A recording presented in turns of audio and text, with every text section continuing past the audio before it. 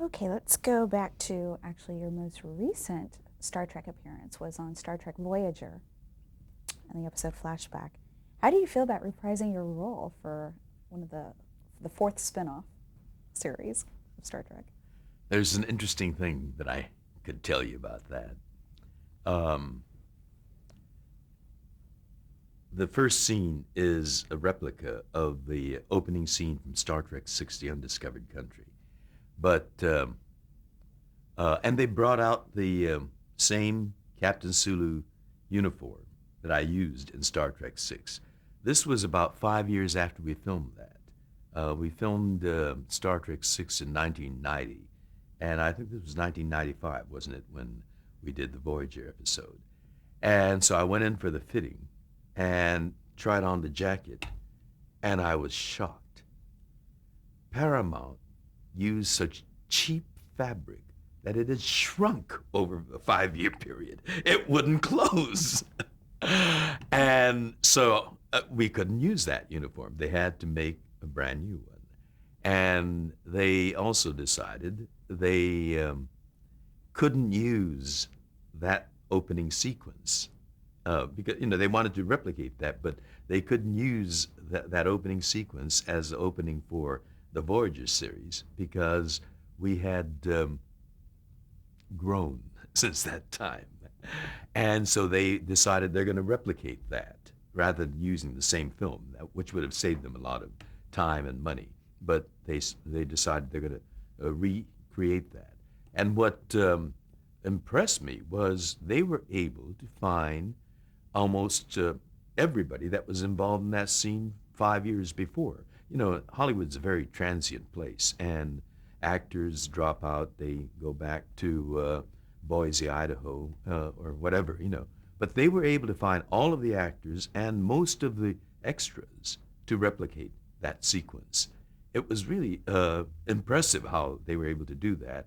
And they had photos, and they recreated exactly as we filmed that opening episode from Star Trek VI. The only shot that they used from the film for the TV episode was the scene where the teacup rattles and falls off. The teacup had not grown. It had not changed. So they were able to use that. And I can tell you something else about that episode, how I found out about it. I got a phone call one day.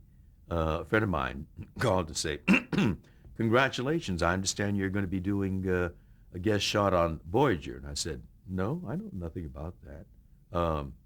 How'd you find out? And he said, well, I saw it on the internet. And I said, well, that's probably some fan who's starting a rumor. I wouldn't put much credence in it. And I assured him that that's probably not credible. I hung up, but just to make sure, I called my agent and I asked him, am I going to be doing a guest shot on Star Trek Voyager? And he says, nope, not that I know of. So I thought, well, that was probably some fan that put it on the internet. I hung up. And then I was working in Montreal a few weeks after that. And when I came back to the hotel, the message light was on. So I retrieved the message that said, call your agent.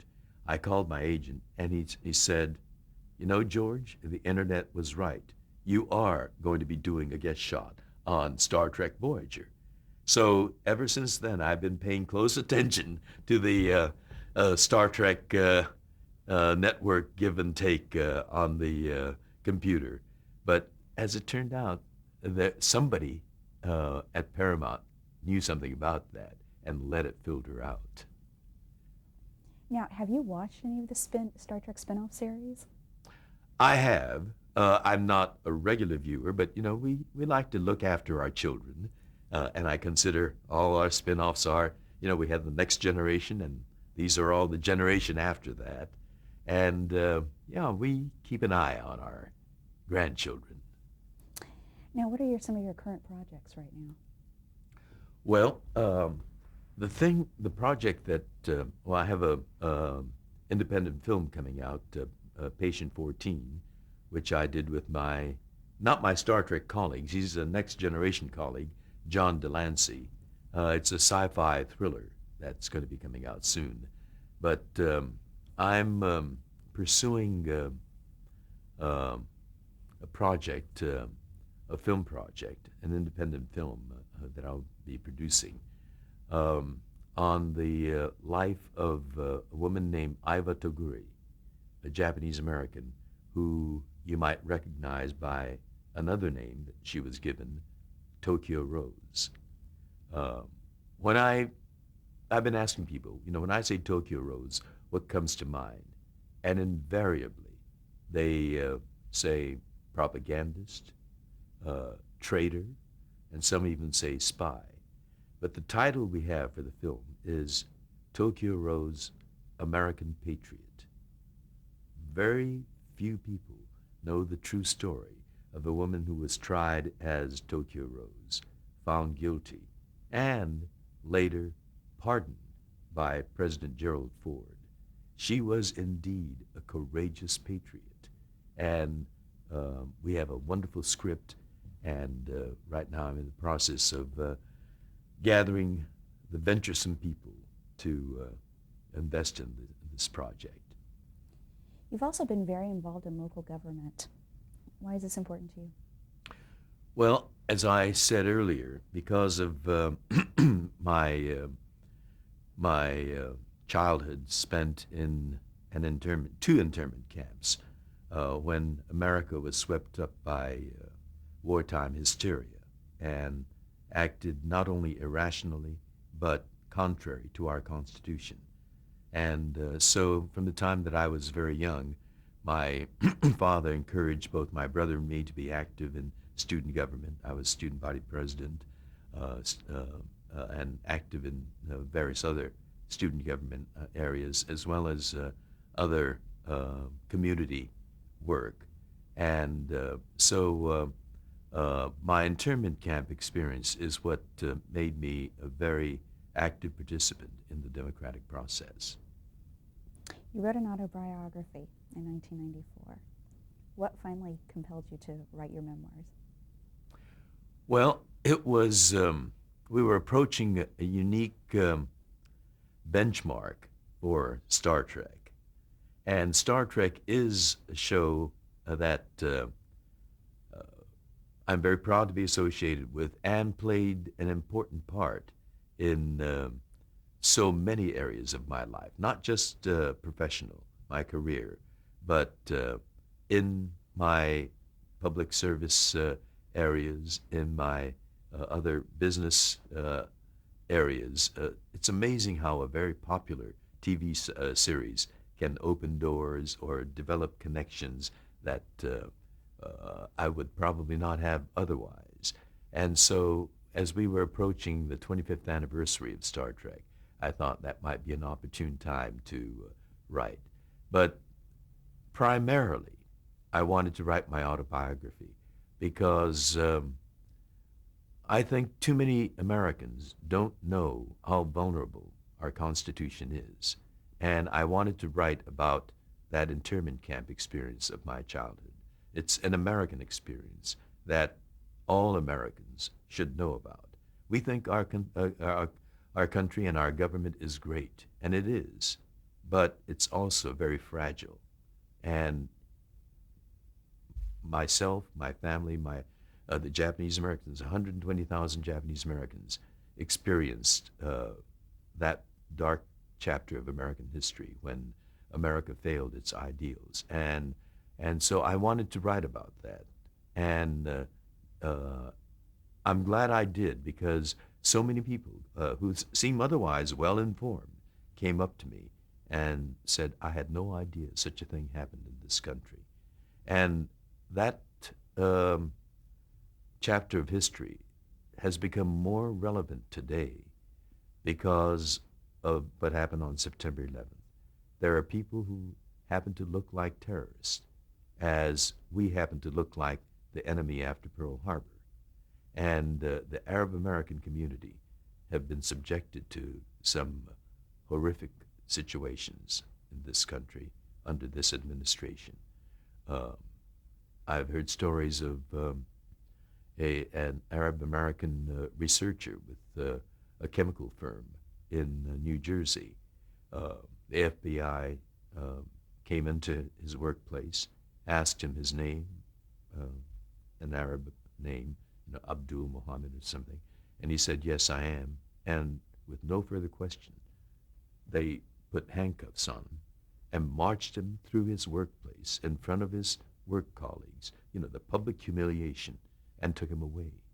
And they called his wife. The wife was terror struck, called the police, the sheriff's department, the FBI.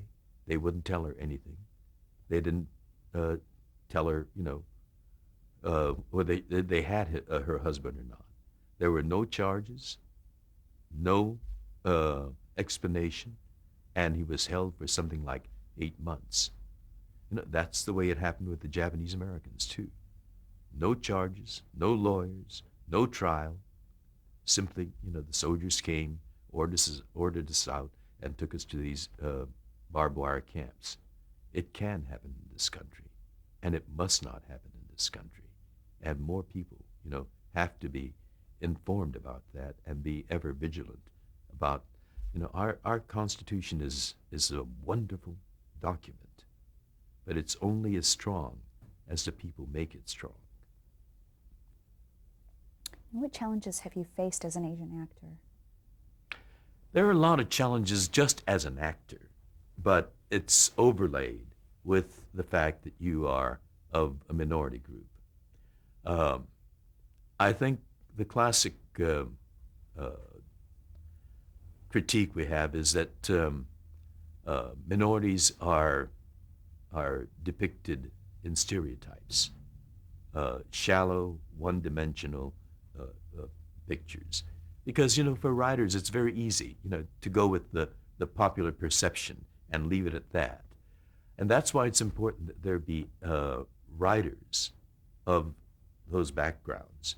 And I think it's very important in television, particularly because television is so all-pervasive and is so powerful in shaping perceptions and ideas of people. We're a multi-ethnic, multicultural, a multilingual nation, more so than we've ever been. And it's very important that that reality be depicted on the television screens that we watch and that have such a powerful impact on shaping people's perceptions. Alas, I think television has been rather derelict in that. We go by stereotypes. We don't fully depict the individuals that make that up. And that's why we need minorities on the writing staff who bring that kind of understanding, experience, and life to the telling of the stories of multi-ethnic America. Was there ever a support system among your peers, your Asian American actor peers? Well, there had not been, but we've created that. We have the East-West Players, which provides both a training ground, but also a stage where accomplished actors can practice their craft. And we have fine theater groups throughout the country in major metropolitan areas. In New York, we have the Pan Asian Rep. In San Francisco, they have an Asian American theater company. In Seattle, they have an Asian American theater company. I think that provides some basic framework of support. In Hollywood here, we have CAPE, a Coalition of Asian Pacific Americans in Entertainment, and that's made up of executives, Asian American executives in films, writers, directors, actors, office workers. And so, yes, we are developing a support group for those in the entertainment industry.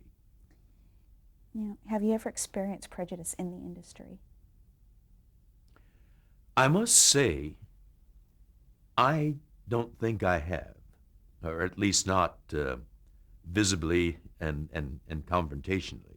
Um, uh, if anything, I've been enormously lucky. Certainly, in the way I was able to make my debut in the industry, um, and certainly in my great dumb luck in getting cast in a show like Star Trek, which had that philosophy, that vision, and enjoys this kind of long-lasting popularity. Gene Roddenberry coined that phrase, live long and prosper. Well, I mean, it's lived much longer than we ever expected and prospered in so many rich ways. And so I don't know. I don't. I must say, I myself have not experienced prejudice uh, in my motion picture career. What advice would you give to a young actor?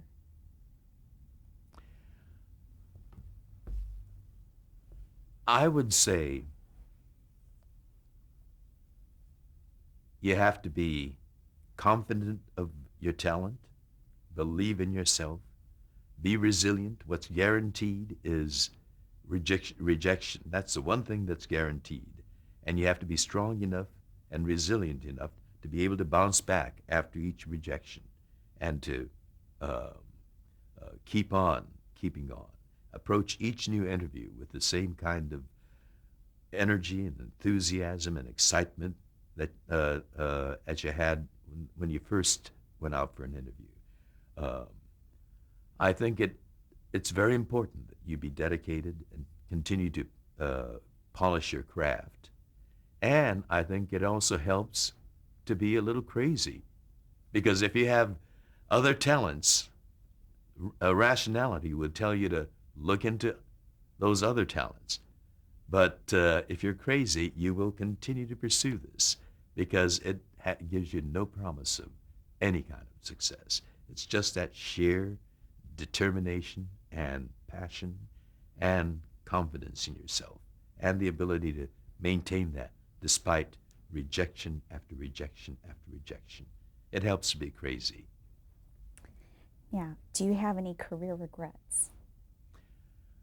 Do I have any career regrets? I feel very lucky in having had the career that I've had.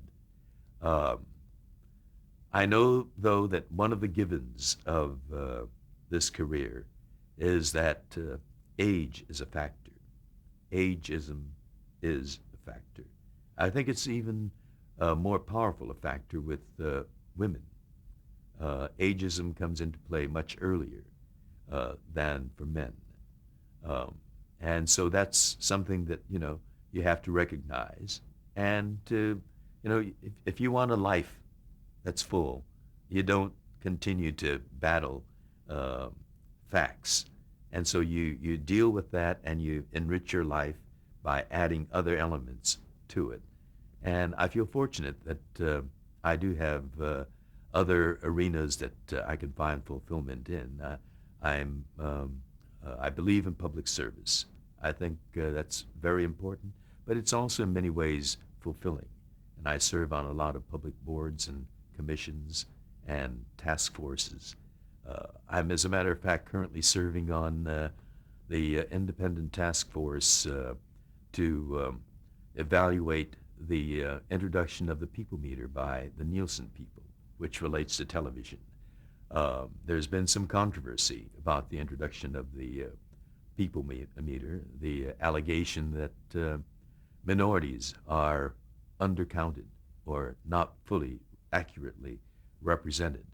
And so I've been asked by Congressman Charlie Rangel, who created this task force, chaired by former Congresswoman Cordis Collins of Illinois, to examine the impact of the people meter and to take to get presentations from the various stakeholders, the advertisers, the networks, the advertising agencies, all the various impacted people, as well as certainly actors and writers, to get the input from all these sources and to make recommendations uh, to the congressman on the accuracy of the people meter system. And so we should be winding this up by February of next year. As a matter of fact, I fly off to New York tomorrow for one of our task force meetings. We've been meeting in various parts of the country because members of the task force come from all over the country, and we want to also get input from the various parts of the country. And so tomorrow's meeting is New York. We have a meeting in Los Angeles here coming up next month. Now, what has been the highlight of your career? The highlight of my career. I've had so many wonderful experiences. It's hard to say what is the single most. I enjoyed working on Year of the Dragon, and I've enjoyed seeing the long life that it's enjoyed with the Asian American Studies classes throughout the country. Um, I must say, the 25th anniversary Star Trek convention was a memorable experience, and that was the last convention that Gene Roddenberry was able to attend. He passed a few months after that. But I'm glad that he was able to see that convention. It was held at the Shrine Auditorium here. It was a huge convention, again, internationally attended. And he saw and heard, the people that were there, the various accents, the various languages, the various visible races that that gathered from throughout the world, and the great ovation that he got when he was wheeled on stage. He was in a wheelchair by that time. And one of the most stirring moments that I remember is when that wave of applause kept rolling onto the stage. Gene Roddenberry, despite the fact that he was in a wheelchair and his legs were no longer functional, forced himself up, pushed by sheer muscle power of his arms to rise and receive that ovation standing and to bow and whisper out, "Thank you." It really captured who the man is, to have that grace and that strength and that great dignity to rise to that occasion and show his appreciation for those people that he was able to connect with so viscerally throughout the world. It was a wonderful moment. And how would you like to be remembered? Well, at Star Trek conventions, I tell them that on my gravestone, they'll probably say, "Here lies," in great big bold letters, "Hikaru Sulu," and then underneath it in smaller letters, AKA George Takei. That's the way I know that, because it's such a all-pervasive, powerful presence, Star Trek is, that that's the way most people will remember me. But I hope that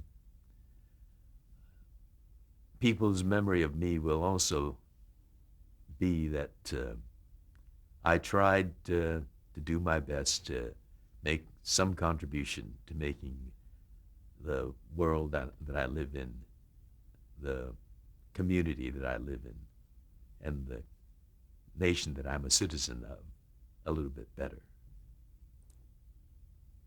Thank you very much. Enjoy chatting with you. Same here. Absolutely.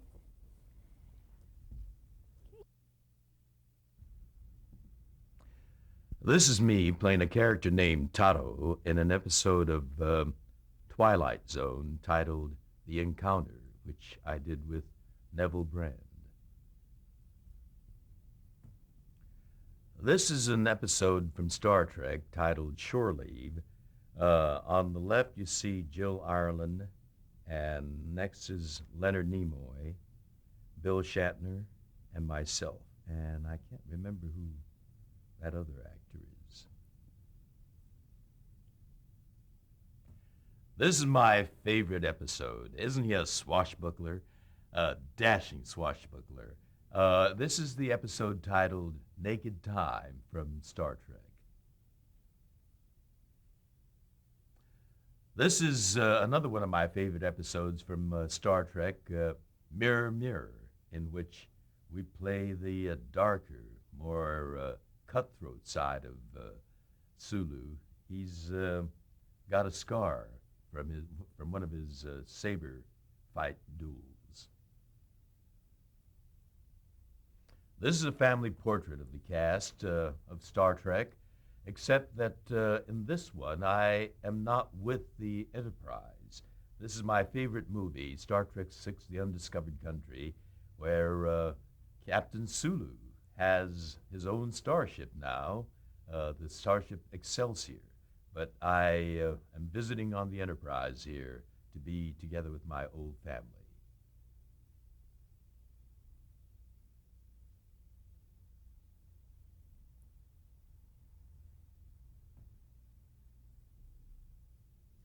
This is me as Le Ducteau from the television movie Kissinger and Nixon.